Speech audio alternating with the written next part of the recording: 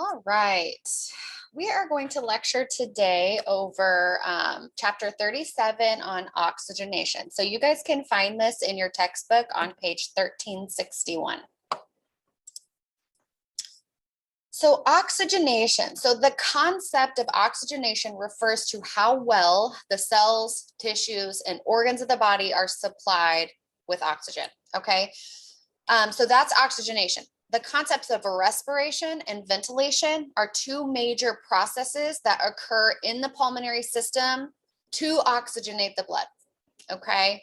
So ventilation. So let's think of that as the movement of air. So it's how well we get rid of the CO2. Okay, that's ventilation. As you can see in that picture there on the left, that's breathing. Okay, moving air. When we're talking about respiration, this occurs at the cellular level, and this is the process of gas exchange. Okay, so this is the exchange of oxygen and carbon dioxide at the cellular level, so inside the body's cells. And this is also alveolar and capillary, and then from the capillaries to the cell membrane. That's again at that cellular level. So that's respiration. This is where oxygen is added to the blood. From when we breathe, we get oxygen into our blood. And then CO2 is removed. So then there's two different kinds of respiration as we break that down further. So there's external respiration. So what that is the movement of oxygen from the alveoli. So if you remember, the alveoli is those little air sacs inside the lungs. And then so external respiration, it's the movement of oxygen from those alveoli into the blood. Okay, that's external respiration. Internal respiration is the movement of oxygen from the blood to the cells. And that's what oxygenates those cells, and that causes internal respiration. Okay. So the pulmonary system, it includes two major components. So one being the airway, and that is further broken down into the upper airway and the lower airway. So if you look at this picture, you can see exactly where those break up. The upper airway containing anything from the frontal sinuses all the way down to the epiglottis, which is that little, almost that little door there that breaks up the tract from the trachea and the esophagus so that food and air go into the right areas, right? So that's your upper airway, okay? Your lower airway, where it gets a little lower, that includes your larynx, your trachea, your superior lobes of the lungs, your inferior lobes of the lungs, all of that, your bronchioles, blah, blah, blah. All of that is the lower airway, okay? And this becomes important when we start talking about conditions throughout this program that are going to affect the upper airway versus the lower airway, and how they get a little bit more serious when we're dealing with the lower airway. So the airway, that's the first component of the pulmonary system. The second component of the pulmonary system is the lungs. Okay, so we'll talk about the lungs a little bit, lots in lab as we assess that area and things like that. So that is your pulmonary system. There is a great review, by the way, of the pulmonary system on page 1362, figure 37-1. So factors that affect ventilation. So the rate of your ventilation. So when we're talking about rate, anytime in nursing, it is typically a number. Okay, we're going to talk about heart rate. We're going to talk about respiratory rate. So we're talking about how fast do you breathe? Okay, that's the rate when we're talking about ventilation. So there's hyperventilation, there's hypoventilation. You should know in nursing, when we're talking hyper, that means above normal. Hypo is below normal. Okay, so that's going to help you kind of decipher these words as you get through this program. So when we're talking about hyperventilation, so this is an extremely fast respiratory rate. So this causes excess amounts of that CO2 to be blown off. Okay, this can be a response to a variety of things. So medications or anxiety, if you know anybody who's just breathes real fast because they're hyperventilating, they're having a panic attack or something. Anxiety can cause that central nervous system problems, or hypoxemia even, which is a low level of oxygen in the blood, can cause hyperventilation as well. And then there's hypoventilation. So this is where the respiratory rate is slow or shallow.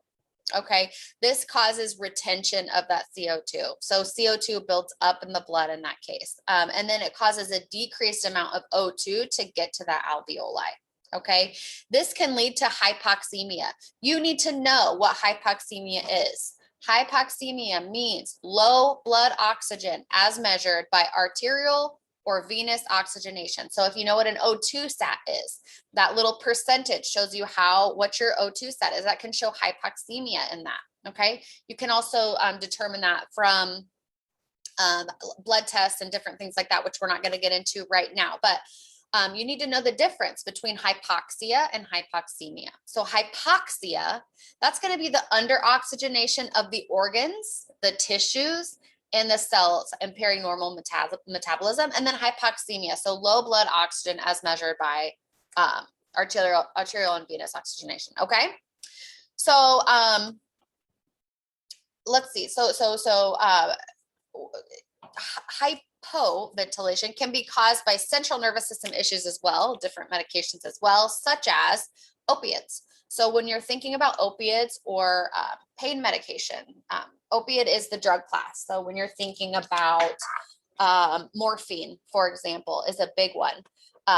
Oxycodone, too much Vicodin, too much hydrocodone.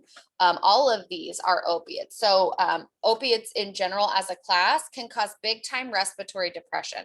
So you need to know that. That's important for you to know as a nurse because you'll be given a lot of these medications in the field. So respiratory depression is the big side effect of those. So that can cause hypoventilation. Okay. Other factors that affect ventilation. So depth, so respiratory depth. This is how much your lungs expand to take in the air. Okay. Respiratory rate and depth both affect oxygenation and oxygen and carbon dioxide levels in the blood. Okay. They work together to determine that. Lung compliance. So this refers to the ease of lung inflation. So normally the lungs inflate pretty easily. Lung compliance is reduced by increasing lung water, so otherwise known as edema, which we'll learn throughout this program. Also can be affected by a loss of surfactant. So taking it back to anatomy, if you remember surfactant, that's almost like, it's like the lubricant that is used in the lungs to let them increase their shape and decrease their shape in order to accommodate the breathing. Okay, so think of that like a lubricant. Okay, it decreases the surface tension and allows lungs to expand more easily. So a loss of surfactant can obviously decrease lung compliance. Other conditions also that cause elastin fibers in the lungs to be replaced with scar tissue as well. We're talking maybe even smoking or diseases that affect collagen production and things like that. That's lung compliance. So then lung elasticity, that's another one, otherwise known as elastic recoil. So this refers to the tendency of those elastin fibers to return to their original position away from the chest wall after being stretched. So think about stretching a rubber band and then letting go of it. Okay. Alveoli that have been overstretched, as with emphysema, they lose their elastic recoil over time. They just kind of end up stretched out all the time, right? This loss of elasticity allows the lungs to inflate easily, but it inhibits the deflation part. This leaves stale air trapped in those alveoli, and it can cause problems over time. And then lastly, airway resistance. So this is the resistance to airflow within the airway. So the larger the diameter of the airway, the more easily the air moves through it. Okay, makes sense, right? So those are factors that affect ventilation. So moving on, talking about respiration now. Okay, so respiration, remember, refers to gas exchange or the oxygenation of the blood and elimination of the carbon dioxide in the lungs. Okay, this one occurs at a cellular level, and we know that it's divided further into external and internal respiration. So external respiration, this is the alveolar and the capillary gas exchange. Okay, this occurs in the alveoli of the lungs. You can see this on the left side of your screen there with external respiration, right? It occurs in the alveoli of the lungs. The oxygen diffuses across that alveolar capillary membrane and into the blood of the pulmonary capillaries. Carbon dioxide diffuses out of the blood and into the alveoli so that it can be exhaled by the body, okay? Because that CO2 is a waste. That carbon dioxide is a waste, and it can be harmful to us if it builds up in our body. So we need to blow it off. Okay, and that's what we do in that process of external respiration. Looking to the right of the screen, in internal respiration, this is the capillary to tissue gas exchange. So this occurs in the body organs and the tissues.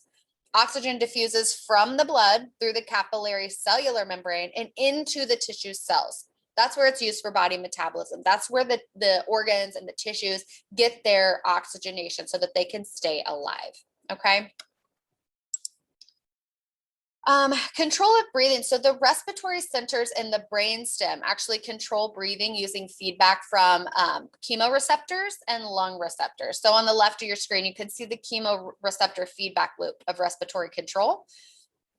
And on the right of your screen, you can see the lung receptors and how that works. So voluntary control from the motor cortex can override the involuntary respiratory centers, but only temporarily. Okay, so this allows a person to continue breathing while doing activities such as talking, singing, swallowing, whistling, things like that. Chemoreceptors, these are located in the medulla of the brainstem. It's also in the carotid arteries, the aorta. All of these areas detect changes in blood pH. Okay, they determine areas in O2 and CO2 levels, and they send messages back to the central respiratory center in the brainstem. Okay, so in response, the respiratory center either increases or decreases ventilation to maintain normal blood levels of oxygen and carbon dioxide and pH. So when we get to a point in this program where we talk about arterial blood gases and different things like that, and that delicate balance that is, this will make more sense to you. But just know that our bodies, our pH in our blood has to be within a very narrow range in order for us to work appropriately and not have any type of issues like that.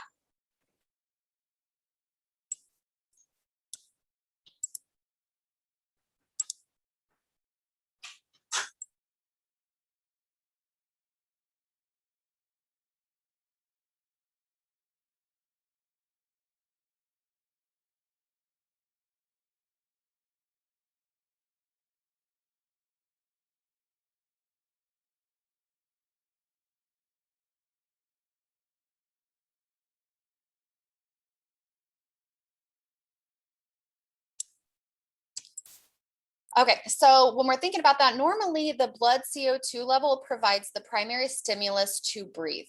Okay, just think about that. That is what causes us to breathe, is that increasing CO2 level in our blood. Okay. And then when we're talking about lung receptors, so to the right of your screen, so lung receptors are located in the lung and the chest wall, and they're sensitive to breathing patterns. So lung expansion, lung compliance, airway resistance, and respiratory irritants like smoke or other type of pollution. Okay, the respiratory center uses feedback from the lung receptors to adjust ventilation. And that is how that works. All right, so factors that influence pulmonary function. So lifespan and development. So normal development influences lung, heart, and circulatory function, all of which affect oxygenation. So different age groups are going to have different normal respiratory rates and things like that. Developmental factors have less of an effect on function in young and middle adults than it does in older adults. So as you get older, your lung function kind of decreases.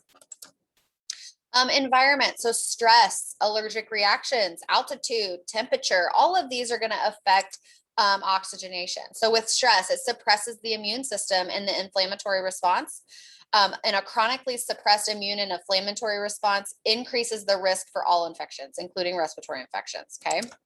Allergic reactions, pulmonary allergens include such things as dust, dust mites, pollen, molds, tobacco smoke, animal dander, sometimes even foods. Okay, those can all affect the way we breathe when we think about asthma and different kind of things like that. And then altitude, so low oxygen levels at high altitudes can cause hypoxemia and hypoxia. Okay, lifestyle as well. So pregnancy, metabolism increases during pregnancy, which causes an increased demand for oxygen. Occupational exposure to hazards can cause permanent lung damage or cancer. So this could be chemicals or carbon monoxide or microorganisms like fungi or asbestos or something like that. Also nutrition. So poor nutrition can lead to loss of strength in those ventilatory muscles. And then obesity, a BMI above 30 can cause increased respiratory infections, sleep apnea, just trouble breathing and keeping up in general. Exercise, sedentary lifestyles can reduce ventilatory capacity as well. And then smoking. We know that tobacco smoke constricts the bronchioles and it increases fluid secretion into the airways. It causes inflammation and swelling. It paralyzes those cilia. It leads to reduced airflow, increased production of secretions that are hard to remove. Secondhand smoke can do this as well. Vaping seems to cause all kinds of issues with the lung tissue as well. Things like that. Smoking, not good for your airway for sure. Also respiratory infections in general. So any infection of the sinuses, the throat, the airway, the lungs, respiratory infections are one of the main reasons why people visit their primary care provider. And the common cold is the most widespread. Okay. Respiratory infections are usually caused by viruses, but can also be caused by bacteria as well. Upper respiratory infections. So the common cold, this is a non-specific upper respiratory infection caused by viruses. Okay. We've all had a cold before. Rhinosinusitis. This is an inflammation of the nasal mucosa and sinus cavities. Differentiating viral from bacterial sinusitis cannot be done on the basis of their symptoms alone. They're going to have to do some kind of swab or something for that. Pharyngitis. So this is the sore throat. Okay. Pharyngitis could be viral. It could be bacterial. Strep throat is caused by streptococcus. This is the most common cause of infectious pharyngitis. And it cannot be differentiated from a viral sore throat by one sign or symptom. So pharyngeal cultures, where they put that culture stick kind of back there in the back of your throat, can be rapid testing. And those are usually done with symptoms like that. And then influenza, this is usually more severe than the common cold and often involves the lower airways, although some types might not. Most flu fatalities occur in children under the age of 2 and older adults, especially the frail elderly patients. So those are your upper respiratory infections. Remember I said earlier, upper respiratory is typically less severe than the lower respiratory infections.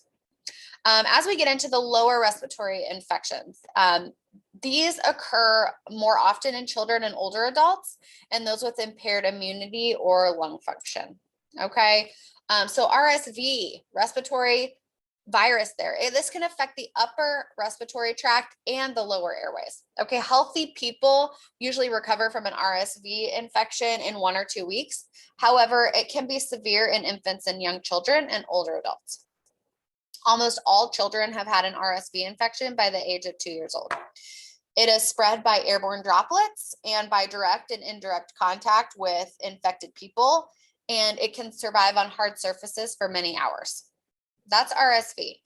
Acute bronchitis. This is an infection of the bronchi, causing bronchial irritation and inflammation, leading to coughing and mild airway obstruction. In this particular condition, the bronchi are inflamed with no evidence of pneumonia or anything like that. It may be viral or bacterial. Symptoms are pretty similar to all other respiratory infections. So a fever, a cough, chills, malaise, chest wall pain from coughing as well. And in bacterial infections, usually the cough is productive. So when we talk about a productive cough, we're talking about where when you cough, you're coughing up some kind of sputum. So sputum being the green or the yellow stuff that you cough up literally from your lungs. Okay. So in bacterial infections, the cough is productive, which means they are coughing that stuff up. And usually their sputum is green or yellow. In viral infections of acute bronchitis, the cough is non-productive. So they're not coughing up anything from their lungs when they're coughing. It can be especially aggravated by cold, dry, or dusty air. Okay, with this one. Moving on to tuberculosis or TB. So this is an infection caused by the acid-fast bacillus, Mycobacterium tuberculosis. Okay. Although TB is commonly thought of as a respiratory disease, this particular disease can occur anywhere in the body. A growing number of drug-resistant varieties are out there now. Okay. Like we talked about, it's so important to let our patients know they need to take all of their antibiotic and not just stop when they start to feel better. Okay. Because then we get those drug-resistant organisms, right? It's transmitted also via the airborne droplets. So this is a scary one. Okay. People think it's not still around, but it really is. And then pneumonia. So this is an infection of the lungs caused by bacteria, fungi, viruses, and occasionally parasites. Typically occurs after an upper respiratory infection. For example, the patient has the flu and then ends up with pneumonia. This often happens. Okay. The pulmonary system abnormalities. So structural abnormalities. So any kind of restriction or limitation of chest wall movement can cause problems breathing. So for example, if you have a rib fracture, it's going to hurt you to take deep breaths. It's going to hurt your ribs. So a lot of times with those patients, they're not taking the deep breaths that they need to be taking. And because everything is stagnant in there, they end up with pneumonia or something. This is the same with our post-operative patients. They don't want to take deep breaths because maybe they've just had surgery and it hurts or something. They're not taking those big, deep breaths. And that right there is a huge risk for pneumonia. That's why we give those incentive spirometers. If we've ever heard of that, we'll show you those in lab where they just take big, deep breaths in and they hold it so that those lungs can just expand and get that type of exercise and prevent pneumonia post-operatively, which is a large risk. Other structural abnormalities, so problems in the chest cavity, which may interfere with lung inflation. So maybe a pneumothorax, a collapsed lung. Okay. And then also fluid collection. It could be pus, it could be blood, it could just be edema. Anything in that pleural space is going to inhibit lung expansion. Okay. And cause problems. Also airway inflammation and obstruction. So this could be mechanical, like a food obstruction, you're choking, right? Or an allergic reaction. So asthma or edema or extremely swollen tonsils or something like that. And then alveolar and capillary membrane disorders. So this is characterized by a change to lung tissue consistency, which means that your alveoli become stiff and then gas exchange is impaired. Okay. Atelectasis. So this is a complete or a partial collapse of a lung or a lobe of the lung. The alveoli become deflated or fluid filled. Like we talked about post-surgery, when patients hurt and they don't want to deep breathe, that can cause atelectasis or that collapse of those air sacs in the lungs. Pulmonary circulation abnormalities. So a pulmonary embolus, this is where it's typically caused by a clot that travels from the leg or wherever. If you've ever heard of a DVT, a deep vein thrombosis, that's a blood clot in the leg. If one becomes detached, it goes through the central circulation, ends up in the lungs. That can be very, very deadly, very deadly. Let's see. Other issues there can be, hold on, lost my spot here. There we go. Pulmonary hypertension. So this is where the blood pressure in the blood vessels that carry the blood from your heart to your lungs, which cause your heart to have to work harder to pump blood into the lungs, is increased. So your blood pressure is increasing there. Okay. Typically results in shortness of breath and lightheadedness, chest pain as well. It eventually results in heart damage, right-sided heart failure, typically. Central nervous system abnormalities as well. So trauma, stroke, spinal cord injuries, things like that. And then neuromuscular abnormalities. So this can affect gas exchange by interfering with the regulation of breathing or limiting movement of the muscles associated with breathing. Okay, trauma, stroke, medications. Those are the most common ones that you're going to see. So test your knowledge. So a 65-year-old man with emphysema is referred to you for counseling on activities to promote better health and prevent illness. So what suggestions might you make about smoking that could help him improve his health? And why would these actions be effective for this patient? So you can push pause and you can brainstorm on your own piece of paper or to yourself. I'm going to move on and let you know kind of where my mind is at with this. So I'd say that this guy should be encouraged to quit smoking because based on the many benefits of smoking cessation, but efforts should be made to target the benefits that are most important to him. So the most common motivational reasons for tobacco cessation in older adults is the prevention of cognitive impairments and increased well-being to the family. So involve the family in that decision to stop smoking. They're the ones who can help him manage quitting. Try to keep busy and focus more on hobbies and things that you enjoy and aside from smoking. Tobacco use is the primary preventable disease cause of disability and death in older adults. Older people who smoke have double the mortality rate compared to older adults who do not smoke. Improved health and decreased mortality occurs when people stop smoking, even after 65 years of age.